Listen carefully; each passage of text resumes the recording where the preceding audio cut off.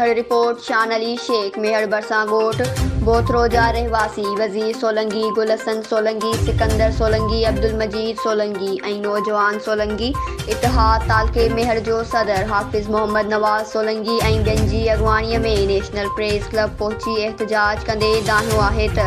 ॾेहर बिरादरी जे बाअसर जवाबदारनि शमन ॾेहर माशूक ॾेहर आशिक ॾेहर ख़िलाफ़ दानियो त ॾेहर बिरादरी जा बाअसर असांजे मथां बेगुनाह 3 कूड़ा केस दाख़िल कराया पर फ़ैसिलनि में असां बाइज़त बरी थिया आहियूं। उन्हनि वधीक चयो त कुझु ॾींहं पहिरियां ॾेहर बिरादरी जे हथियार बंदनि वज़ीर सोलंगी खे हरू भरू ज़रई ज़मीन जी पाणीअ तां धक हयां ऐं असां जॾहिं थड़ी मोहब्बत केस दाख़िल करण बजाए बाअसरनि जे विंगार वांदे असांजो केस दाख़िल न कयो जॾहिं त असां कोर्ट जे हुकुम ते केस दाख़िल करायो आहे पर थड़ी मोहब्बत पुलिस बाअसरनि खां गिरी रिश्वत वठी ॾेहर बिरादरी जे